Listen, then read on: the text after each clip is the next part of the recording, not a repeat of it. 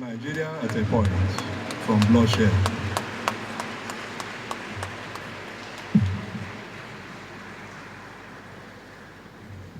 Thank you so much. Please be seated.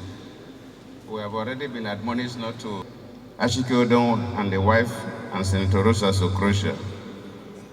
Let me especially appreciate His Excellency, which I would have mentioned first, but I think I escaped. The governor of Imo State, my good friend, who is here represented by Her Excellency the Deputy Governor, Mrs. Christina Ekomaru. Thank you, and thank you for that beautiful speech.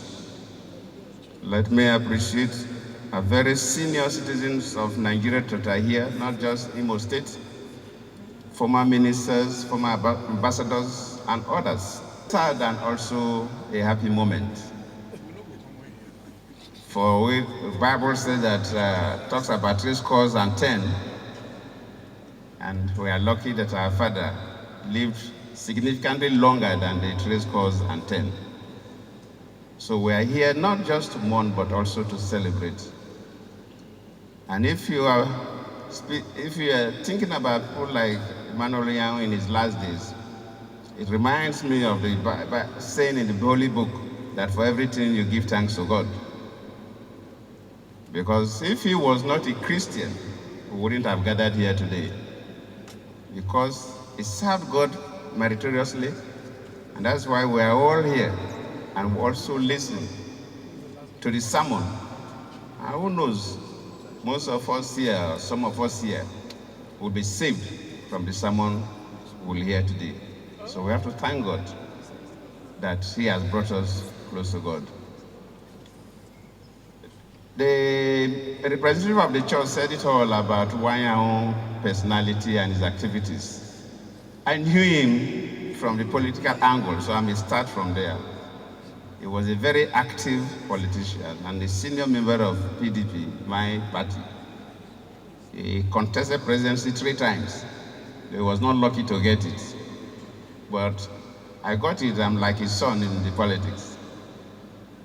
Iwuanyanwu was one of the senior members of PDP that was strongly behind me in all my political journey from the days of when I was a deputy governor.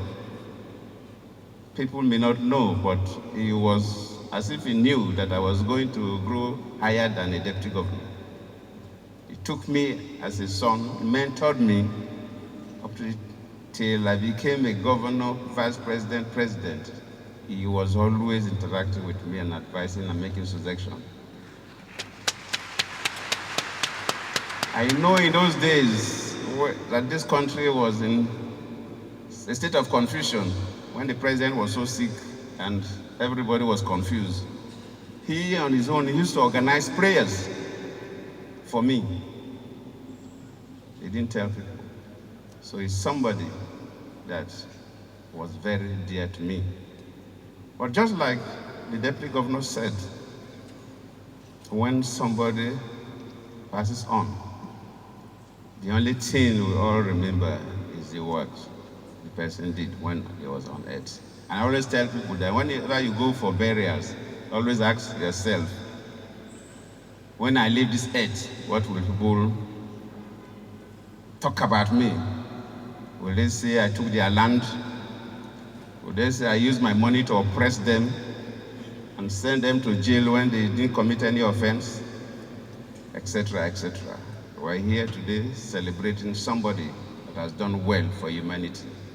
As a politician, made a significant contribution to society. As a businessman, established airlines, he was in road construction and other areas of business. As he published newspapers that help to teach us and inform us. The football club that was mentioned, it was in sports. It was a philanthropist and touched so many lives.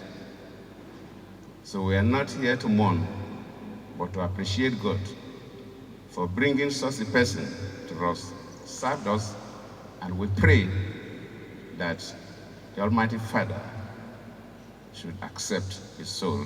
I thank you all.